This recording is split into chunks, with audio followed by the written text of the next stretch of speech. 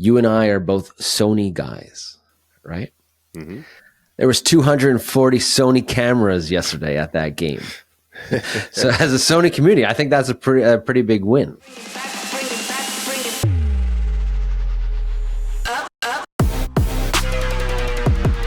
All right, welcome back to another episode of Game Day Glare. I'm Lance, and I'm with my boy E. How's everything going, E?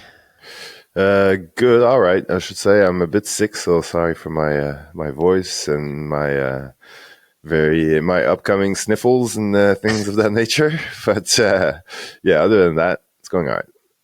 So what about you? I think you're just trying to give the viewers your sexy voice, and you're like, yeah, I want to make sexy sports videography sound more sexy. So this is your attempt, and I don't know. I don't know if it's working, but I don't know. Bringing sexy back. That's it. So we've been pretty busy lately. You've been busy filming G League. How's that been going? Yeah, it was fun. It's well, I was going to say it's different. It's because the G League, like, actually, I have a question about the G League because I get the feeling like when you're in the G League, the chances of going to the NBA are pretty slim. Like, I don't see a lot of movement between the G League and the NBA. Am I wrong, or do you know? Technically, if you're playing there, you should be getting called up to the NBA eventually. That's what the idea is. But think about it, the NBA has 13 roster spots, right? You got your first round picks, your second round picks that are all guaranteed, and then you have other guys from the league. So it is tough to move up, but people do. Yeah. Well, it's because I think, like, yeah, it's not like there's stars or guys that you like, oh yeah, I know this guy, he plays in the NBA a lot. Like, there's none of that. Like, it's just I feel like it's Bronny a bit James, more. who's been playing half the season there, bud. Yeah. He's the biggest star in the G League. Well, I think he wasn't playing away games. No, he was just playing home games. Which I don't really understand So how that works. But anyway. Yeah. How did you find the caliber of the G League, though? Like, filming it wise, compared to NBA, slower or pretty much the same? No, pretty much the same. I mean, same size guys, and skills level is they're obviously not as good, but the difference is so small that, like, I think the only difference is it's like the NBA, pretty much know who's going to take most of the shots, like, most of the time. Where when I filmed a lot more like international. It was NBA players, but it's like international rules, so the ball gets shared a lot more. But yeah, I think in the G League it was the setup was good. It was very professional, like everything you would assume with a table sort of close by that you can go and do your quick edits and stuff, and the lighting's good. There's specific, like, little boxes for videographers and photographers at each end. From that perspective, like, everything is very top tier. But yeah, it was good.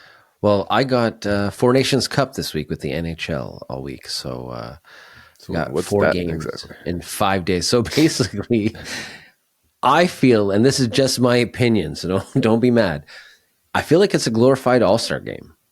Okay. Because they have NHL players or no? Yeah, it's all NHL players. So you have Canada, Finland, Sweden, and USA. And they each have their roster, and they play a series of exhibition games, and then boom, you're in a playoff round, and then there's a finals. So it's cool. You get all the top stars like Sidney Crosby, Connor McDavid, Austin Matthews. You get everybody, but it's a big deal. So it's the NHL is taking over the Bell Center and TD Garden in Boston, and it's split between the two. So we have, like, the preliminary rounds in Montreal, and then the finals and all that are all in Boston. So yeah, I'm working that. So it'll be cool to see some really high competitive hockey and stuff like that. But it's an NHL takeover, so I have no idea what camera or what's going on or anything like that until I have a meeting with them, and then it's time for the game. So it will be cool, but I feel like it's a glorified All-Star game. It's something new that the league's trying. It's definitely exciting. But it's always different when you go into a sporting event that you're comfortable with, but you don't know what you're expecting. Like, I'm going into where I work 42 games a year, but now I have a new crew and a new director and that. So it will definitely be some challenges, but it'll be cool.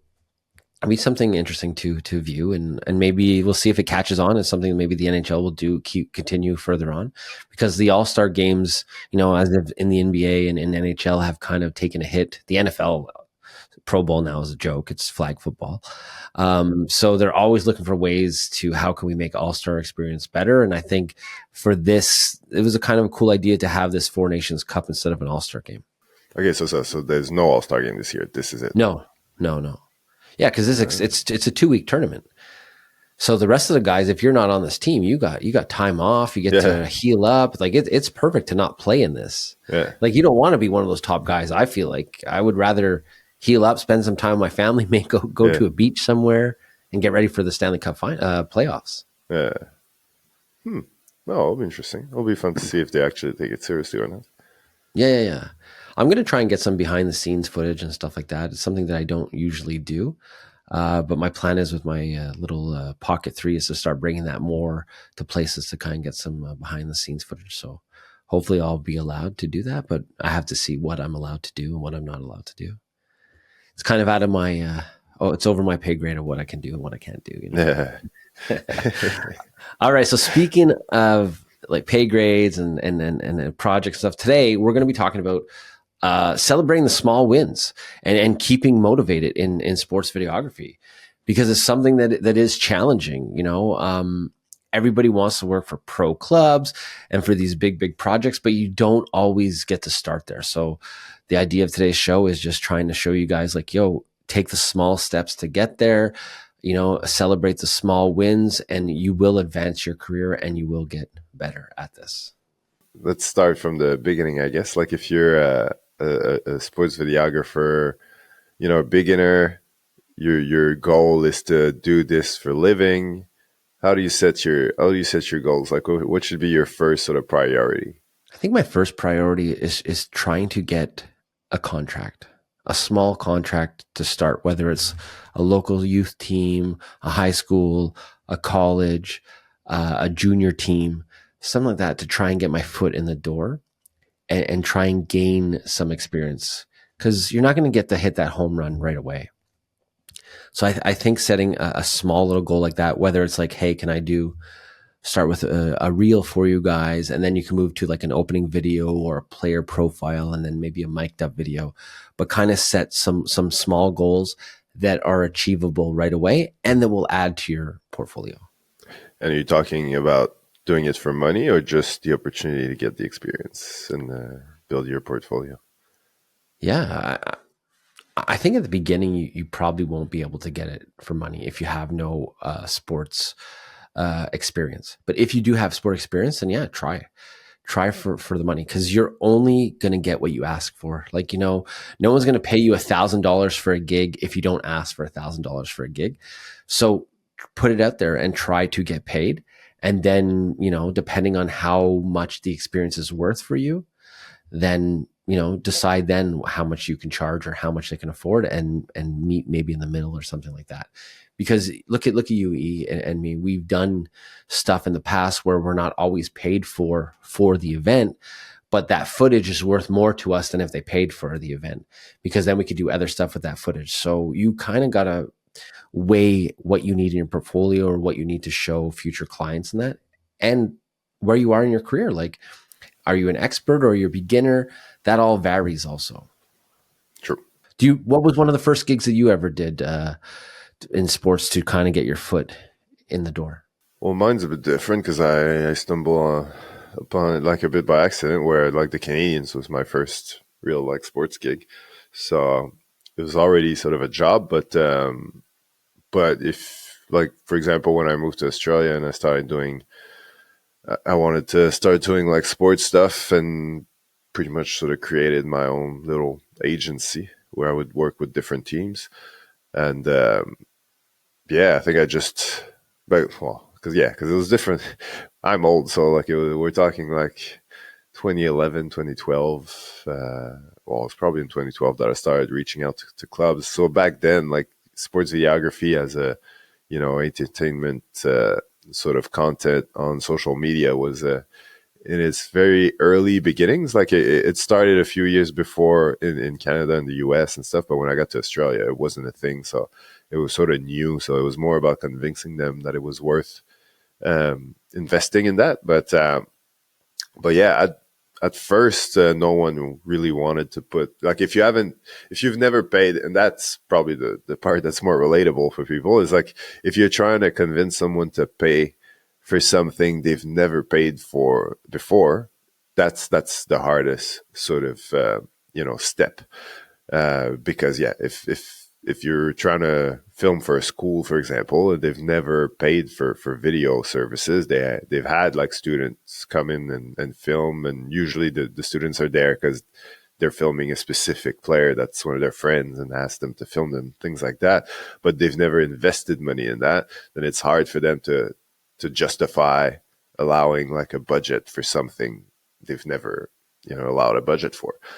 So you have to sort of show them what's being done, what's the value. It's always about, it's not, you should never talk about what's in it for you. It's all about what's in it for them. So try to find reasons, like real reasons why they would benefit from this. Like why, like the players, like, is it a way for them to attract better players? Because players, like kids these days, love to have like content in themselves that they can share on social media, and ultimately all that footage can help for like recruiting purposes and things like that. So try to sell that angle, or maybe it's just the school, if they want to establish themselves, like have like a social media presence that actually that is actually useful. Because if you're just posting shitty videos that no one cares about, then why are you spending all this time posting on Instagram and Facebook and stuff if it's just not having any impact whatsoever? Might as well put a bit of money into it and actually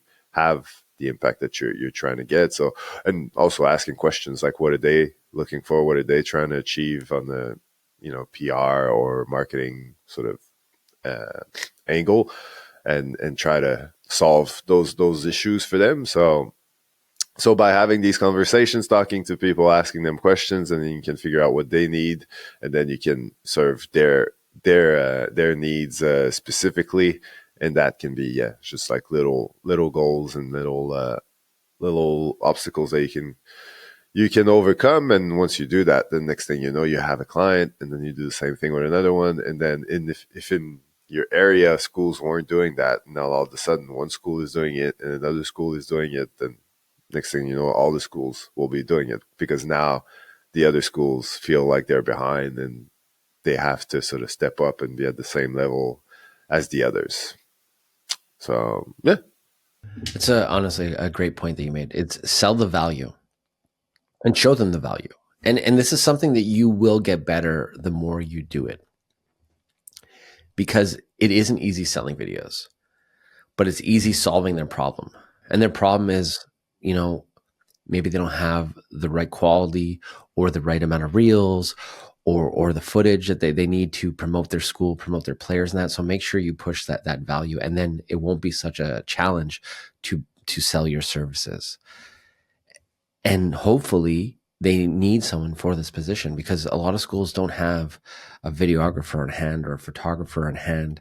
So, and you could offer packages too. These are all like ideas that you have to propose, and you have to kind of be a problem solver for them. And then right now, the main problem you're trying to solve is, hey, I'm going to supply you guys with videos for your sports team, for your players, for recruitment, for social media, for attraction. And like in the small win sort of umbrella, another thing that younger videographer, well, we all do it, is like comparison. Like you look a lot at other people on social media and you compare yourself to them, and often as a beginner, it's very, it's tough, because a lot of people have better cameras than you and more experience and things like that. So how would you suggest to deal with that aspect specifically? Like, how do you should you just not compare yourself to anyone? Should you just not look at what others are doing and just like focus on you? Or should you use it as motivation? Like, what's your perspective? I really feel like you should not compare yourself to other people, and try and use their projects you like, and that use them for ideas, for creativity. Because the issue with when you compare yourself to other people is you don't know where these other people are in their career. You don't know where they are in their life. Like even me, I'll look at videos and I'm like, oh man, I should do that, or this is cool. And then I realize like I don't have time. Like how much time did this guy put into this reel that he created with After Effects and did all this stuff? You could spend 10 hours on a reel if you really wanted to. But say if I only have 30 minutes, well, my video is only going to be as good as 30 minutes allowed me. So there's a lot of factors when you're looking at other people's stuff online. So use it for motivation, use it as references in that, but don't compare yourself. You are your own person. You're on your own journey. Just try and get better every day, because even us who works in pro sports and that, there are times where I look at other people's work and I'm like, oh man, he's way better than me. And then I'll look back at other stuff I did. I'm like, no, actually, I'm better than I think. Because everybody has that imposter syndrome. It's just something that we always think we're not good enough, but you are good enough. And the only way to get even better is reps. Just keep putting in your reps, keep doing your videos, keep filming projects, keep trying to get new clients, keep trying to grow, and you'll be fine. Don't worry what everybody else is doing online. No, so it's a good point. So when you're talking about progress, like what's the like how do you measure your progress? Because obviously you see again with the comparison stuff, like you see what's out there, you see where you want to get, but like you said, it's a process. It takes a while to get there. So like, how do you celebrate the small wins along the way? Well, how do you recognize like what is a small win, and what are So the steps? yeah. Okay. So honestly, I'm going to throw this out and I'll go back after. But I think one of the smallest wins that you can have as a videographer is when you finish a project. When you finish a project for somebody and it's approved and everyone likes it, that's a victory. That's a little stress off your shoulders. Because for me personally, when I'm like, I got a project due today, it's already in my head. I'm like, oh, I got to do this. I got to do that. I got to look for this shot. I got to get that song. But when it's done and the client likes it and I'm happy with it and everyone's good with it, it's like, wow, you feel good. It's kind of like a hard to explain, but when you export that project and your client posts it and you feel good about it, that's a win. That's a victory. Like I feel good about it. I'm excited to view it online. I'm excited to share it. So for me, that's a small win. Now, I went kind of, your original question was, I kind of didn't answer it, right? Well, no, that's well. It's just after that, like, what's the next step? I'd say, like, what's the Oh yeah. So the first steps into, improving and that, I feel like it's your quality. So the more you get better with the camera, and it's the little details, right white balances, focuses, planning shots, come up with a system. So I try and have a video system. I send my clients this document, and basically it's very simple. Like, why are we doing this video? Okay, it's just a checklist. Who's the video for? Who's the target audience? What's the message? What's the outcome you want? What's the platform it's going on? And it's simple, but it's part of one of my steps. So when I go into any project, it helps me come up with a game plan on how I'm going to execute this video. Because there's nothing worse than going to an event or a video and just shooting a bunch of random stuff and coming home later and plugging that card into your computer and sitting there and trying to figure out how you're going to put this story together. So have a system. Now you won't have this system day one, day two, but eventually start coming up with a plan on how can I plan my videos, or how do I at least start coming up with concepts that my client will like or my client is expecting. So I am very, very big on systems, and I'm very big on doing a lot of pre-production work, which isn't always easy in sports because during a game, you can't dictate who's going to win, who's going to play well, stuff like that. But I can dictate where I'm going, what team I'm working for, who I want to feature in that video, cool shots that they have or cool things that they have in that stadium that I could show. Those are all things that I already have pre-planned that I'm going to try and get as soon as I get there. hmm. No, it's a good point. What's a small win that you've celebrated lately that you can think of? It's a good question. I don't know. I think for me, well, obviously for me, it's more YouTube related, so it's more about a bit more consistency in my videos, for example, like being able to post weekly. If I can do that 3-4 weeks in a row, I'm really impressed with myself because it makes a big difference. Also, being able to work on on more like sort of long term projects.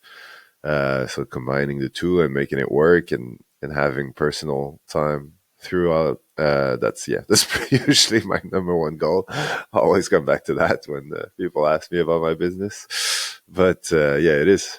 Time is very much so my first priority in many different ways. So if I can manage my time better, that's usually my biggest win. Like, it's not necessarily about making more money or having more clients or things like that. It's just managing my time in a way that makes sense for my clients, for my YouTube channel, and for myself. That's usually the way I go about things. But I think, like, as a beginner, for example, like for me, I'd say, like, because if you're trying to get better, you're trying to get to a place where you have a lot of clients and you're making money and all these things. Like, the first focus should be to improve the quality. So, like, and usually people go about it in the way that, like, oh yeah, I want my videos to look like this, and how do I get there? And then they're just all over the place. They want better focus, better this, better that, better everything, and then they're just trying to do everything all at once, and it gets just lost, and it's very overwhelming as well. So my advice is just to focus on one thing at a time, basically. So instead of going to a game and saying, "Oh, like today, my quality I'm going to work real hard to make my quality amazing looking." Just go there and thinking, like, today I'm really gonna work specifically on my focus. So try to learn, like, if in certain situations in that game, like, the focus is never where I want it to be. Like, I always lose focus because there's always a player getting in the way or something like that. How can I fix that? Should I film from a different position that's gonna where there's going to be less people getting in my way, or the face of the person that I'm filming is going to be a clear, it's going to be more clear for the camera, and therefore the face recognition is going to stick a bit more. Or maybe I should play with my settings. Should I try to adjust my focus settings and see if that makes a difference? Should I try filming manually and see if it's possible, if it's easier? Should I push up the aperture a little bit so that way there's more things in focus, and it gives me better shots at the end of the day? So if you spend an entire game just working on that, then you figure it out, especially once you get back home and you look at the footage and you can see properly, like, what did work and what didn't. And then the next game, you have that in your pocket. You know exactly what to do when certain situations come up, and you can focus on something else. And maybe that time it's more your white balance. Like, I always leave it at daylight preset, for example, but certain stadiums with their lights, like, it doesn't look that great. So should I try to do a white balance, see if it helps, or should I try maybe using a white balance setting if it's an outdoors game, like a certain setting at the beginning of the game because it's 4 p.m. or something, but then at halftime maybe I reset it because the lighting has changed completely. Like, just test these things out and figure out, so that next time when you show up, you know exactly what to do. When I get there, I put my white balance at this. At 6, I switch it to something else. Like, you're ready to go. You don't have to worry about these things anymore because you practiced it, and you looked at it, you studied it, and you came up with a solution. So next thing you know, all these things are taken care of. So eventually you get to a point where you know what to do in any situation. And that's how, that's what experience is. But you just have to take it step by step and one thing at a time, so that it's easy, it's understood, it's taken care of, and then you can move on to the next thing. That's why free work is good in a way. Like, it's not just about, oh man, and no one wants to pay, like, and it's annoying, and I don't want to put all this work if I'm not getting paid. It's like, no one's gonna, if you're there for free, the good thing about it is that no one can tell you what to do. Like, no one's paying you, so you're there for yourself. So you can spend a game testing things out and missing shots, and just playing with your settings and not really caring if it works or not. That's not what it's about. You're not getting paid. There's no results. Like, no one's waiting for something. So you take these opportunities to work on your skills and build your portfolio as well, because you'll obviously end up with a few shots here and there that are decent. But yeah, you can use these opportunities to work on these things, and then once you've done your homework and you're there, you know what you're doing, and then you can charge confidently and life is good. The free work is valuable to you. So see the value in that. Yes, you're not getting paid, but yeah, you're honing your skills. Now I remember my first, it wasn't a small win, it was a big win actually. It was when I got hired by the Expos. Now I had never done a broadcast camera. I was very lucky. I was doing television in Concordia University. I had already volunteered for the community television in Chateauguay, where I live. So I was already familiar with cameras and that. But I remember when I got hired to film for Major League Baseball for broadcast, I never filmed a live sport before for broadcast. Like everybody has a day one.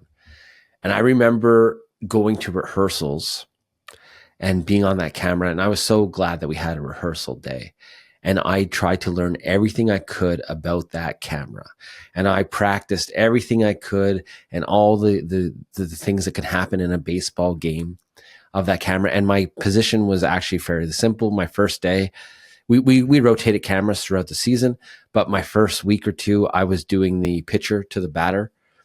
And basically you have two shots, right? So you're catching the pitcher, throw to the batter. If he hits it, I'm following him to first base, and that's it. But I was working on my focus. My focus was, is it on? Like one game was just checking sure my focus. Then you're working on moving smoothly and all that, and it comes. Anyway, all it did was a lot of practice, and then it became second nature. But I was so nervous. I remember my hands were so sweaty, and I'm out there, and you're thinking, "Oh my god, if I mess up, everybody's going to see this shot that I messed Yeah. up." But I learned, and I just took my time, and I focused on the small things that I can control. And honestly, you get accustomed to it. So you just got to keep going and practice and practice and practice. It's the only way. No. But what happens when you've been doing it for a while and you feel like you're maybe stuck in a rut, or it's hard because nothing evolving, it's not going as fast as you expected it to go in terms of like getting new clients and making money and things like that. So like, what would be your advice to stay motivated and to keep going at it, even if you're doing more free work than anything? Yeah, like on the motivation side of things, like what would you suggest? Listen, there's days where I don't feel motivated. There's days where I feel like my work wasn't as good as it could have been. You have those days. Everyone's going to have those challenges in life. But I know I'm going to be more successful if I try than if I don't try at all. So you have to find a way to get over that hump and push yourself. And you're always going to have that little voice inside your head that says, "Oh, maybe I'm not as good as I think I am," or maybe clients don't need what I'm offering. They do. They do. And not every client is the right client. Trust me, I've worked with clients before that I was happy when those projects were over because we just didn't work out. And then there's other clients that I know I'd be perfect for, but they didn't take me. So you got to go with the ups and downs. But as long as you keep moving forward, you will see some positive feedback. You will grow, and you will move forward in your career. And you have to try, man. You have to try new things. And just because you think it's this client needs something, take the time and listen to your clients, because sometimes you might have a great service or a great offer, but it's just not what they need. They might need you on a different service. So say you go to a team and you're like, "Listen, I want to film highlights and I want to do reels," and they don't really need that. They want to do headshots, or they want to do player intro videos, stuff like that. Well, then listen to them, and you can always offer them that too, because different teams will need different things, and it's to figure out what it is they need and how you can solve it for them. That's the tricky part. Like I just had a client I pitched to probably a year ago, and I really want to work with them. They have this really cool product, and they ghosted me. They just, we're signing, we're in, and then nothing. And like send emails and, "Oh, we're busy. Oh, it's summertime. Oh, it's Christmas. Oh, school's back." All the normal excuses. "Oh, we're on vacation." And then boom, they came back to me and said, "Listen, we really liked what you had. We just weren't ready to commit to that yet." And that's something that you can't control when people aren't ready to put in the work also. So obviously we rework something and we're going to start working together again. But I did express my concerns. I'm like, hey, but you guys like totally vanished last time. And if you're going to be in, I need you to cooperate in these videos and I need you to do X, Y, and Z. So I'll tell my clients, like, hey, this is what you guys are getting out of me, but this is what I expect from you guys too. So when you're working with teams, one of a small little victory could be like, write down, okay, I need access to the locker room. I need access to here. I need access to this, because sometimes they think, okay, he's just filming the games, but you need other shots to tell those stories too. In that. So don't be afraid to ask for the permission of what they can give you too. I know it's probably a little off track of what you had asked, but it's definitely something you want to include too when you're talking to teams and trying to get contracts. Is make sure you know what you're allowed to film, and don't be afraid to ask about filming things that they might not realize that you want to add into your videos. Yeah. Oh yeah. No. And like from a different, like if we just look at it from a, let's say you're stuck doing free work and you feel like that's all you're doing and you're not progressing into getting like new clients and things like that and finally making a bit of money. My advice would be to just show them what they're missing, basically. So if you're doing, if at least convince them to let you film for free. If like, let's say you first tried to get hired and they say, oh no, we don't have any money for this, and then you just, all right, well, you know what, can I just come for free and just film, and I'll share a video with you, and you'll see what the possibilities are. And rarely do people refuse free footage, free videos, free work. So they'll let you film, and once they do that, then you can put a nice reel or a nice whatever it is that you do, and share it on your, let's say you share it on Instagram, for example, then invite them as a collab. And so that way they get a free video, but then the results, like if it, like usually my videos that get the most views are the ones that are done for students, because the whole school starts sharing it, all their friends, everyone. So it just goes viral. And when they see that and they realize that their videos are getting hundreds of views, then yours got thousands, and all the players are talking about it and they want to do more. When's that guy coming back? All that sort of thing. Now they're a bit more interested. Now that they see value, and they and there's FOMO as well, because if you keep showing up, and I'm not saying it's going to be one video and then bang, but like if you keep showing up all the time and doing that, just creating your own content, and they see the massive results that content is getting, and then one day you just don't show up because you're busy with someone else, and they're like, oh, you're not going to come, we got a big game on Friday. It's going to, nah, sorry, I've got something else. And then they realize that when you're not there, it's not the same. And then how can we figure out a way to get him there every Friday or every home game or whatever? So that sometimes just, showing them, giving them a taste, showing them what could be, create a bit of FOMO in their mind, and that can be a way to usually get to the next step. You know what I mean? You have to work to get a job. Unfortunately, sometimes it's not just like waiting for an opening and then applying on the job. Sometimes you have to create your own work. Some people buy businesses, some create their own. Some but not everybody is made for that type of work. Like obviously, some people might much rather just have a 9 to 5, and you can still do that in videography. But if you're willing to do the freelance work, and there's a lot of work to put in. Sometimes that's not really getting you paid in the moment, but that's an investment in your time that's going to justify the money that you'll be making later. Yeah, you show them the progress. You show them the numbers if you have those numbers, and if you don't have a big reach or whatever, show them at least the consistency in your work, the consistency of showing up.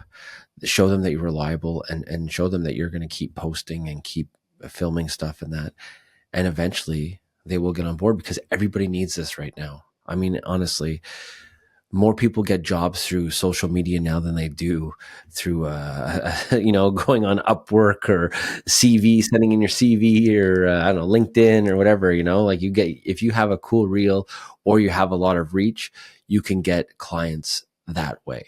And hopefully while you're doing this, you're enjoying yourself too. We're sports videographers, but you don't start this for the money. Start this because you enjoy filming sports, you enjoy sports, you enjoy the challenge, because it's problem solving. It's video editing is problem solving. You know, you got sound to deal with, you got color corrections, you got lighting, you got focus, you got fast paced. So, you know, solve their problem. And how do you celebrate those wins when you do have like small wins and stuff? Like, how do you celebrate them? Do you, I don't know, do you buy yourself a little gift? Do you go out drinking? So the biggest mistake that everyone does when they have these wins is they go and buy more gear. Okay. Everybody thinks it's gear, gear, gear.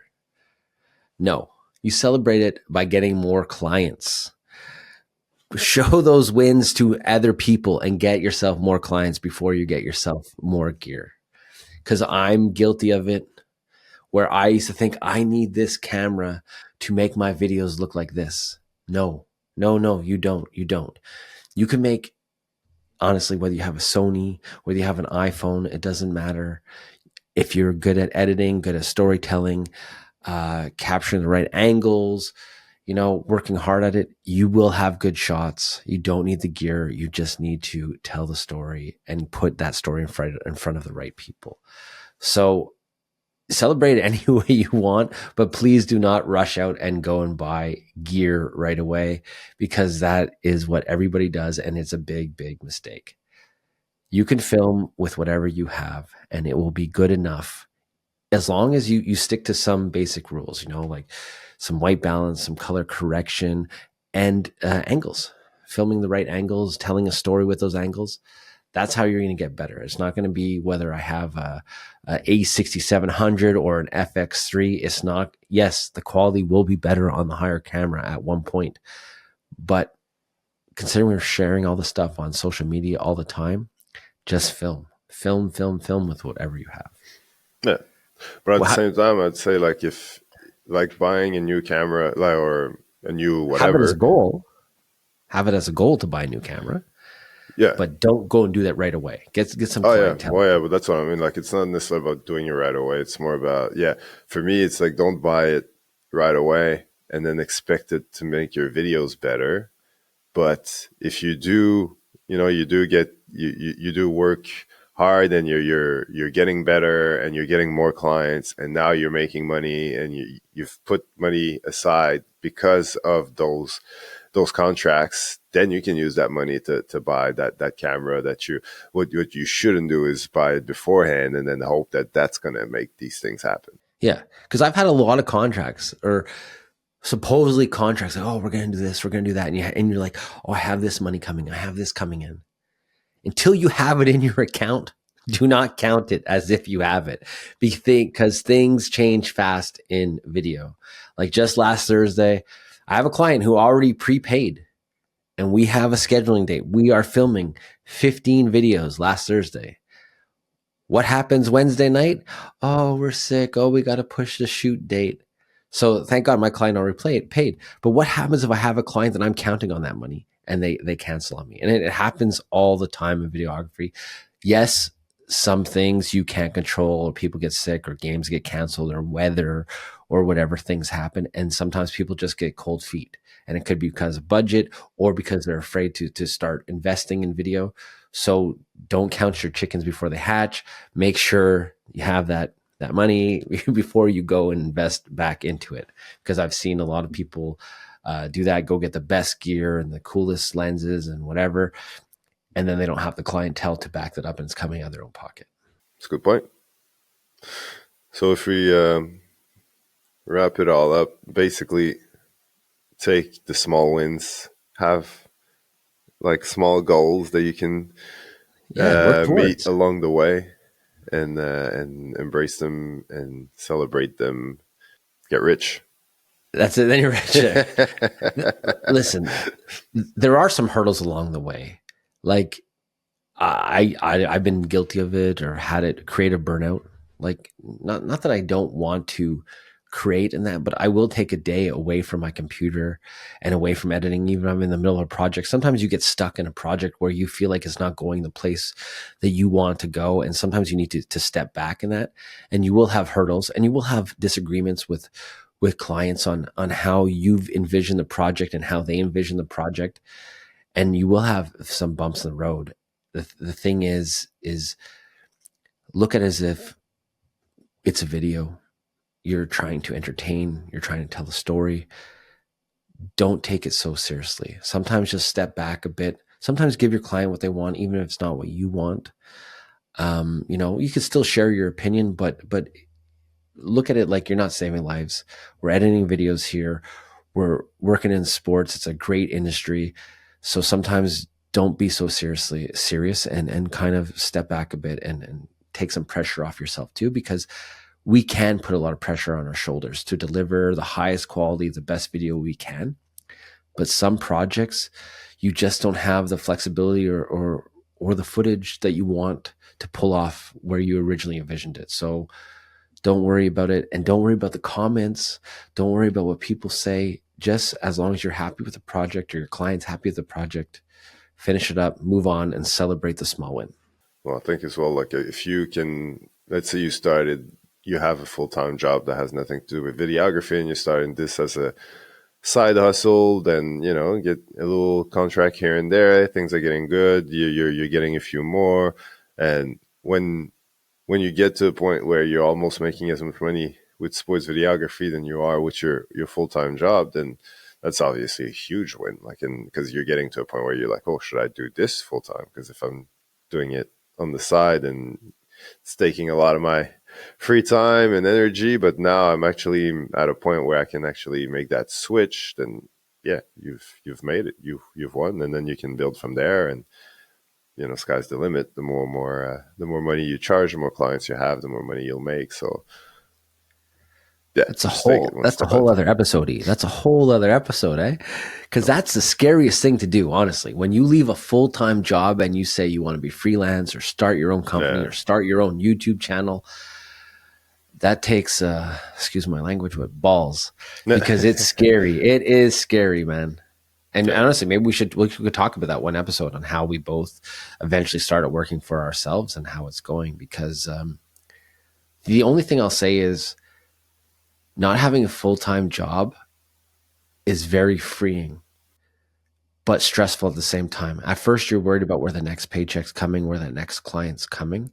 But once you have a system and you kind of figure out a way on how to get people, you know, returning clients and stuff like that, it's very, very freeing, because I'm not selling time for money anymore. I'm selling projects, and I'm experienced. So if I can do that project in a day, even though it has this much value, I'm making a lot more money. I have a lot more free time. Where when I'm working for somebody, I'm paid the same every 2 weeks, every year, every month, every year. When you're doing freelance, or you have your own company, the sky's the limit. You dictate on what your worth is, and you show your value. And like I said earlier in the podcast, you know what your value is. So if you don't ask for a certain thing, they're never going to give you that certain thing. If I say my day rate is $1,000 a day, if I don't tell them that, they're not going to tell me that my day rate is $1,000 a day. So you have to put out there what you think your worth is, and show them what your worth is. I will mention one win that I think is a win, by the way. Yesterday was the Super Bowl. You Yes. and I are both Sony guys, right? Mm-hmm. There was 240 Sony cameras yesterday at that game. So as a Sony community, I think that's a pretty big win. I have a list here. So there was 97 Sony HDC series broadcast cameras. There was 2 Venice cameras for the halftime show, and then all the rest are Associated Press cameras. And Sony had 55 extra full frame cameras on the side in case anybody had any issues with their Sony camera. So if you got to do that event yesterday for Sony, that's a win, buddy. That is a win.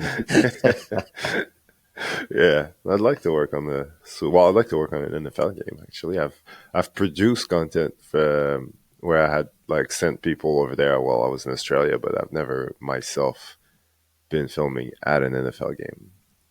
Been CFL, but not NFL. Yeah, me too, either. So It's the only pro sport that I haven't haven't done. I filmed everything else except NFL. Who knows? So Maybe one day. Maybe one day. that's our goal. Our small win That will will be be that. our small win or big win. I think it'd be a big win if we Yeah, filmed big NFL. win. A big win. Especially if it's the Super Bowl. That's it. That's it. All right. Well, listen, we'll keep this one short since E is under the weather. But like E said, listen, drop us a comment. Let us know your small wins. Let us know your concerns. And we'll see you guys on the next episode of Game Day Glare. Yeah.